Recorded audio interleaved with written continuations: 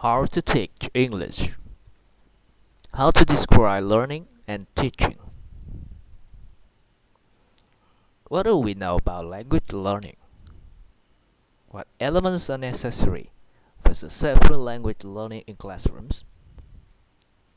How do the three elements of ESA fit together in lesson sequences? What teaching models have influenced current teaching practice? What do we know about language learning?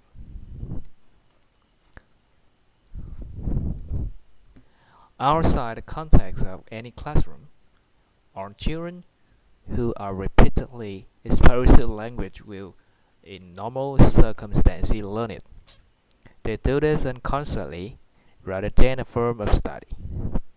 Most adults can learn a language without studying it, providing they are in the right kind of contact with it, though they may have more trouble with pronunciation and grammar than younger learners. They may still be able to communicate fluently. However, not all adults who come into contact with a foreign language learn it. They may not want to. Perhaps the language they come into contact with is, in their view, just too complex for them. Perhaps they don't hear or see enough of it or have sufficient opportunities to try it out.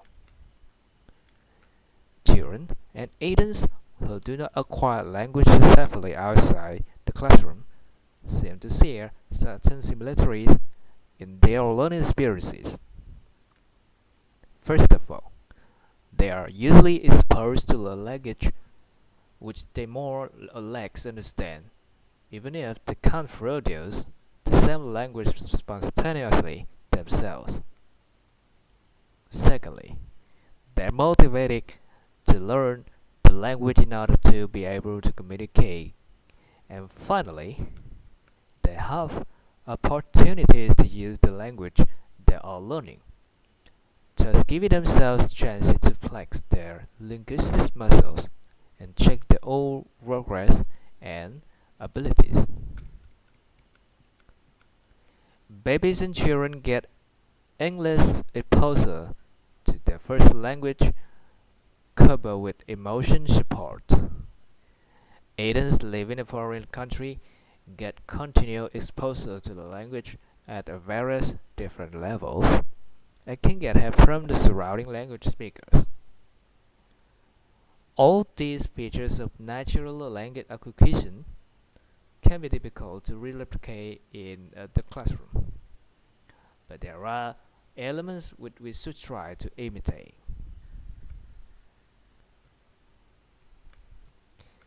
What elements are necessary for successful language learning in classrooms? Classroom students don't usually get some kind of exposure or encouragement as those who at whatever age are picking up the language. But that does not mean they cannot learn language if the right conditions apply. Like language learners outside schools, they will need to be motivated, be exposed to a language, and given chances to use it.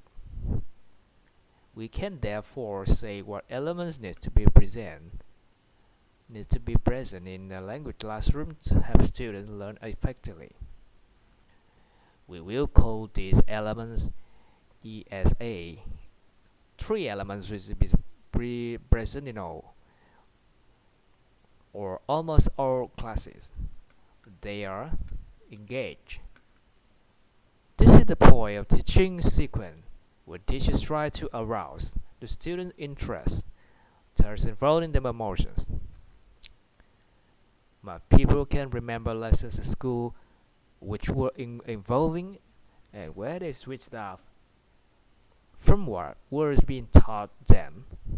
Frequently, this was because they were bored, because they weren't emotionally engaged with what's going on.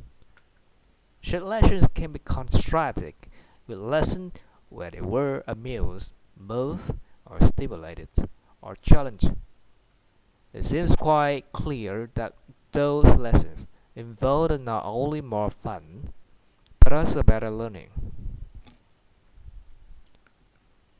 Activities and material which frequently engage students include game, depending on age and type, music, discussions when handled challengingly, stimulated pictures, dramatic stories, amusing anecdotes, etc.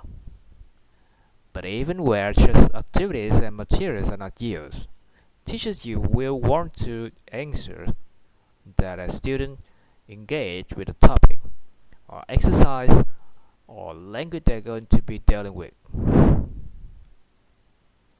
They will let students what they think of a topic before asking them to read about it, for example.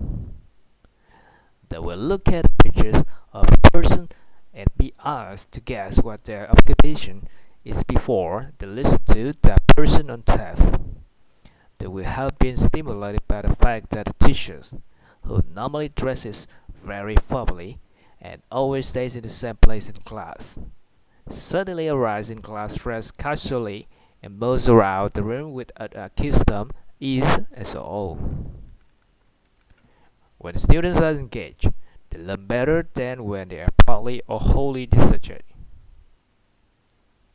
Study. Study activities are those where students are asked to focus on the language or information and how it is constructed. They range from the study and practice of single sounds to earn investigation of how a writer achieves a particular fact in a long text. From an examination and practice of the verb tense to study of a transcript of informal speak to discuss spoken style. Students can study in a variety of different styles. The teachers can explain grammar. They can study language evidence to discover grammar for themselves. They can work in groups studying and reading text of vocabulary. But whatever the style, study means at any stage with the constructions of language is the main focus. Some typical areas for study might be the study and practice of the vowel sound in sips or sip, for example, chip, chip, dip, dip, big, big, etc. The study and practice of the third person singular of the present symbol, he slaps, he slaps, equals, etc. The study and practice in inviting person, would you like to come to the cinema or to the concert, etc. The study and practice of the way we use pronouns in Britain discourse. For example, a man entered a house in Britain. He was told whether the user had. It was a multicolored. The study and practice paragraph organization. For example, the topic, the sentence development or conclusion, or the rules for use, make, and do. Successful language learning in a classroom depends on a judicious plan of subconscious language acquisition through listening and reading, for example, and the kind of study activities we have looked at. Activate. This element describes exercises and activities that are designed to get students using languages freely and communicatively as they can. The objective for the students is not to focus on language construction and or practice specific bits of language, grammar patterns, particular vocabulary items or functions, but for them to use all and any language which may be appropriate for a given situation or topic. Third, activate exercises offer students the chance to try out real language. Use with little or no restriction. A kind of rehearsal for real work.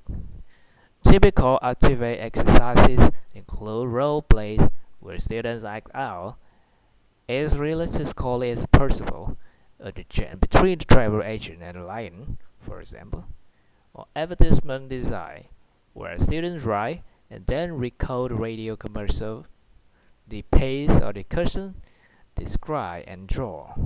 Where one student tries to get another draw a picture without writing in proof to see able to see the original.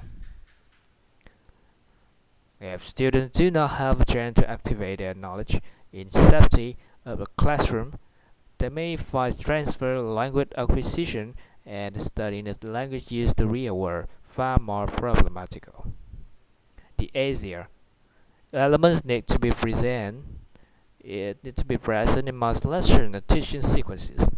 Whether the main focus of the lesson is grammar, in which case there will be opportunities to study activation, or whether the focus on reading, where there may be a lot of activities of reading or knowledge in the processing of the text, but where, at some stage, the students will also study the construction of that text or use some language with it. Students always need to be engaged, if possible, so that the maximum amount of the learning experience. Most students will want to study some aspect of the language, however, small of short duration during lesson period. There are some exceptions to this. Of course, notably in classes where an activation exercise takes up a lot of time, for example, with a debate or role play or a piece of extended writing. In some cases, teachers may not want to interrupt the flow of activation with a study state, but we want to use the exercise as crucial for the activities. As a basis for previous or subsequent study of language aspects which are crucial to the activity. The same might be true of a steady study period with chances of activation of few, but in both cases, the only limitation is time. The mixing elements will appear only perhaps later. The majority of teaching and learning at lower levels is not made up of short long activities. However, instead, it is far more likely that there will be more than one ESA sequence in a given lesson sequence or period. To say that the three elements need to be present does not mean that they always have to take place in the same order. The last thing we want to do is bore our students by constantly offering them the same predictable learning patterns. As we discussed in Chapter 1, it is instead our responsibility to vary the sequences and content of our lesson and the different ESA patterns that we are going to describe. So, how this can be done? How do the three elements of ESA fit together in lesson sequences? One type of teaching sequence takes students in stress life. First, the teacher gets the class interest and engage, and they study something, and they then try to activate it by putting it into production. Here is an example of structured stress aroused sequence design for elementary level students. Engage. Students and teacher look at pictures or video of modern robots. They say what the robots are doing. They say what they like or don't like robots. Study. The teacher shows students a picture of a particular robot. Students are introduced to can or use to can or can't, how they can pronounce and construct it.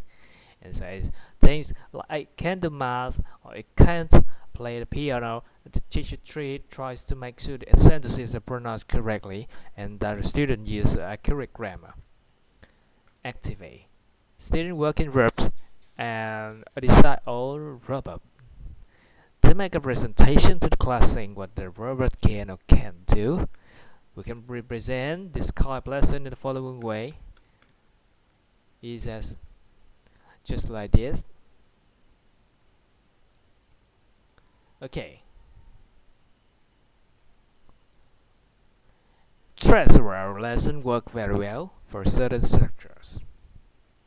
The rubber example above clearly shows how can or can't are constructed and how they're used. It gives students a chance to practice the language in a controlled way during study phase and giving them the chance to activate the language in a enjoyable way. However, if we teach on our lesson like this, we may not be giving our students a learning style fair chance Such as procedures may work at lower levels for straightforward language, but may not be appropriate for the more advanced learner with a more complex language. Thus, while there is nothing wrong with going to stress line for the right students at the right level learning the right language, it is not always appropriate. Instead, there are other possibilities for the sequence of the ESA elements. Here, for example, is the boomerang procedures. Engage. Students and teachers discuss issues surrounding job interviews. What makes a good interview? What sort of thing does the interviewer want to find out? And the student get interested in the discussion. Activate. The teachers describes an interview situation which the students are going to act out in role play. The students blank the kind of questions they're going to ask and the kind of answer they may want to give, not for questions on language construction, but treating it as a real-life task that they role-play the interviews. While they are doing this, the teacher makes a note of the English mistake they make and difficulties they have. Study. When the role play is over, the teacher works with the student on grammar and vocabulary which caused trouble during the role play. They may compare their language with more correct uses and try to work out or discover for themselves where they went wrong. They might do some control practice of the language. Activate. Some time later, students role-play another job interview, bringing the knowledge they gain in the study phase. The diagram for a boomerang lesson represents the procedures in the following ways. ESA, engage, study, activate, 2, 2. Yes. In this sequence, the teacher is answering the needs of the students. They are not taught language until and unless they have shown in the activate phase, and that they have a need for it. In some ways, this makes much better sense because the connection between what students need to learn and what they taught is more transparent. However, it places a greater burden on the teacher, since he will have to be able to provide good teaching material based on the often unforeseen problems drawn up at the activate stage. It may also be more appropriate for students at intermediate and advanced level since they have quite a lot of language available for them at the activate stage. The two procedures we've shown so far demonstrate two different approaches to language teaching. In stress-aroused sequences, the teacher knows what the student needs and takes them logically to the point where they can activate the knowledge which he or she has had to acquire. For the boomerang sequence, however, the teacher selects the task the student needs to perform, but always the boomerang comes back before deciding what they need to study. Many lessons aren't quite as clear-cut as this. However, instead there are mixtures of procedures and mini procedures, a variety of short episodes building up to a whole. Here is an example of kind of patchwork lesson. Engage. Students look at the pictures of some patterns and respond to it by commenting on the people and the activity they are taking part in. Maybe look at each other's holiday photos, etc. Activate. Students act out a dialogue between the doctor and sunburned victim after a day at the beach. Activate.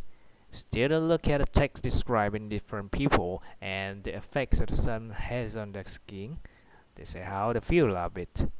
This text is on the page 75 on this book. Study. The teacher does vocabulary work on words such as pale, fair skin, freckles, tan, etc., ensuring that the student understand the meaning, the hyphen compound natures of them, and that they are able to say them with correct pronunciation in appropriate context. Activate. Students describe themselves as people they know in the same kind of ways as they're reading text. Study. The teacher focuses the student attention to the relative clause construction used in the text. I am the type of person who always burns. I'm the type of person who burns easily. The use of the who clause is discussed, and students practice sentences and think like they're the kind of people who enjoy movie. Engage. The teacher discusses advertisements with the students. What are they for? What different ways do they try to achieve their effect? What are more effective as the student can think of? Perhaps the teacher plays some radio commercial or puts some striking visual aids on an overhead projector. Activate. The students try a radio commercial for sunscreens. The teacher lets them record it using sound effects or music. The patchwork diagram for this teaching sequence is shown on the next page.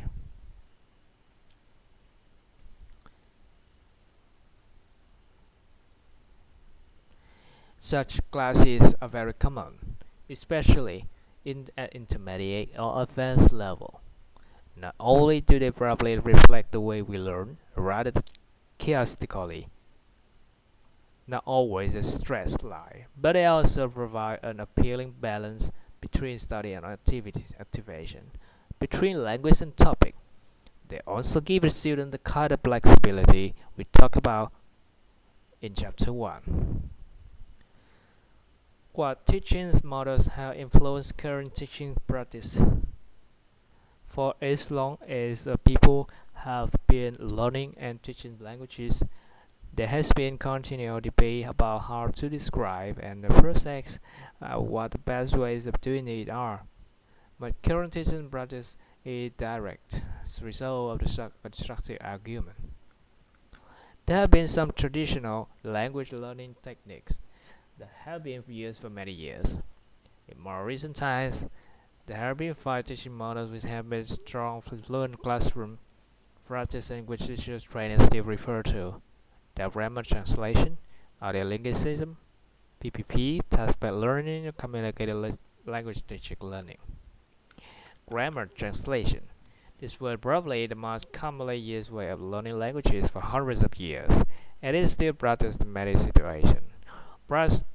Practitioners think back by analyzing the grammar by finding equivalence between the student's language and the language to be studied. The student will learn how the foreign language is constructed.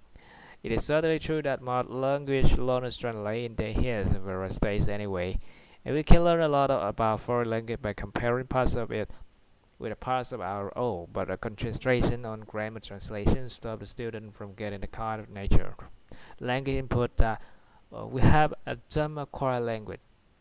It often fails to give them opportunities to activate their language knowledge. The danger with grammar translation, in other words, is that it teaches people about language doesn't really have to learn the language itself. Audiolinguism. This is the name given to the language teaching method that is based heavily on behaviorist theorist learning. This theory suggests that most learning is the result of having information through conditioning. As a result of this, audiolingual classic concentrated along repetition real stages. It would teach you hope that a student would acquire good language habits by rewarding correct production during these repetition phases, and student could be conditioned into learning the language.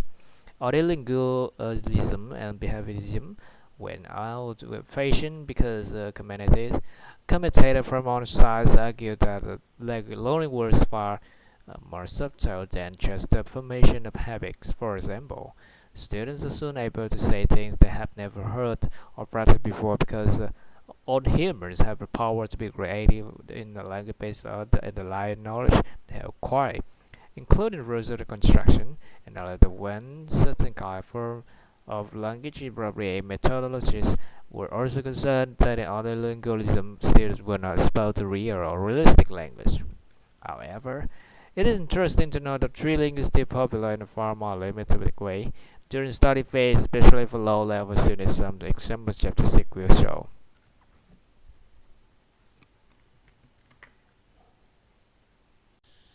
PPP. This stands for presentation, practice, and production, and is similar to the straight aroused kind of lesson describable. In PPP, classes or sequences, the teacher presents the context and situation for the language. For example, describing a robot. And both explains and demonstrates the meaning and form of the new language. can or can't. The students then practice making sentences with can or can before going to the production stage, in which they talk more freely about themselves. I can play the violin, but I can't play the drums. Or other people in the real world. My girlfriend can speak Spanish, etc. As we stress around lessons, PPP is extremely effective for teaching simple language at lower levels. It becomes less appropriate when students already know a lot of language, and therefore don't need the same kind of mock presentation.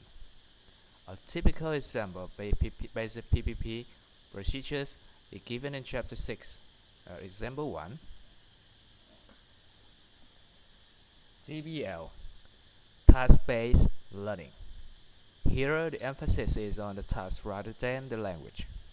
For example, students might be encouraged to ask for information about the train and bus timetables, and to get the correct answers.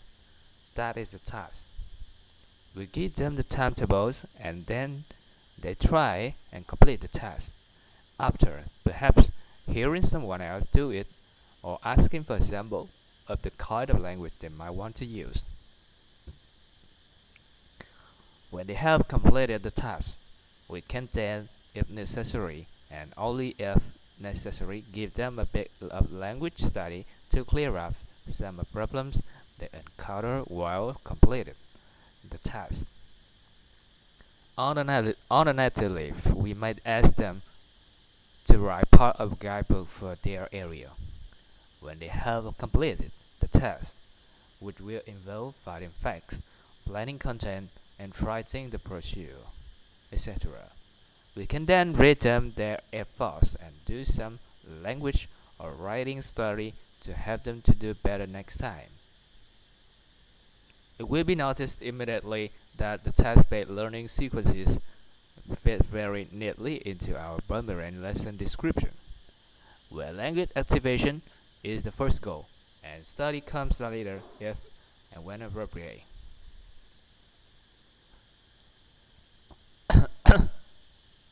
CLT, Communicative Language Teaching. These were the radical departures from the PPP type lessons which had tended to dominate language teaching. Communicative language teaching has two main strengths. The first is that language is not just bits of grammar. It also involves language functions such as inviting, agreeing and disagreeing or suggesting, etc. When students should learn how to use, they also need to be aware of the need for appropriacies when talking and writing to people in terms of the kind of language they use. Is a formal, informal, alternative, technical, etc. The second strand of communicative language teaching developed from the idea that if students get enough exposure to a language and opportunities for its use, and if they are motivated, then language learning will take care of itself. In other words, the focus of much communicative language teaching became we have called activation, and study tended to be downplayed to some extent. Communicative language teaching has had a thoroughly beneficial effect, seeing it reminded teachers that people learn languages not so that they know them, but so that they can communicate, giving students different kinds of language, pointing them to aspects of style and appropriacies, and above all giving them opportunities to try out real language within the classroom humanized that has sometimes been too regimented. Above all, it stressed the need for the activation and allowed us to consider Boomerang and patchwork tie lessons where before they tended to be less widely used. The debate still continues, of course. Recent theory and practice have included the introduction of discovery activities where students are asked to discover facts about language for themselves rather than have the teacher or the book tell them. See example 4 in chapter 6. The lexical approach, in which is argued that the words of phrases are far better building blocks for the language than grammatical structure. Classroom stages being given new names to help us describe teaching and learning in different ways. See the reference Schreiner on the page 187. And the study of the difference between spoken and written language to suggest different activities and content or language courses. Further reading on this is given in the appendix B on page 187. Whichever way of describing language teachers prefer, the three elements described here, engage, study, and activate, are the basic building blocks for successful language teaching and learning. By using them in different and varied sequences, teachers will be doing the best to promote the student success. Conclusion. In this chapter, we have talked about the elements necessary to learn language in the real world: exposure, motivation, and use. Describe the three elements necessary for successful teaching and learning in class: engage, study, and activate. Describe three different lesson sequences which contain the engage, study, and activate elements. Instruct around lessons. The order is ESA, but in the boomerang lessons, teachers may move straight from the engaged state to an activate state. Study can then be based on how well students performed. Patchwork classes mix three elements in various different sequences.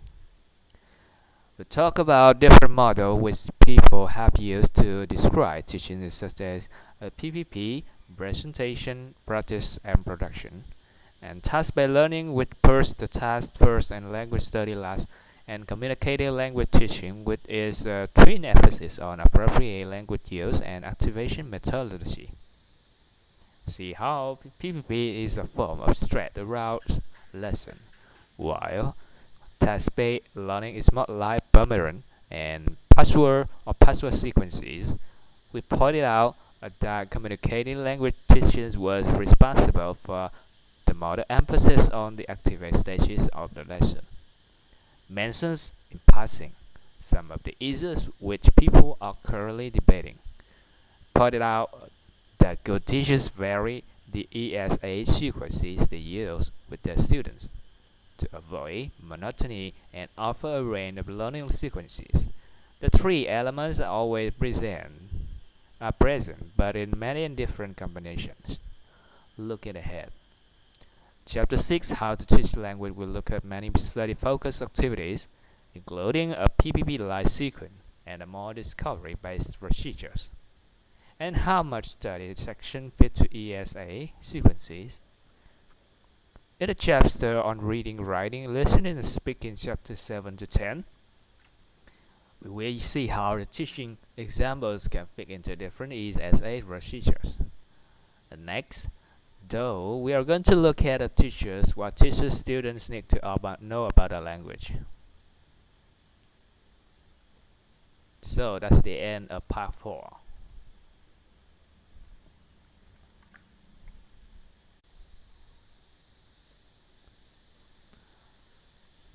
Chapter 5. How to describe a language.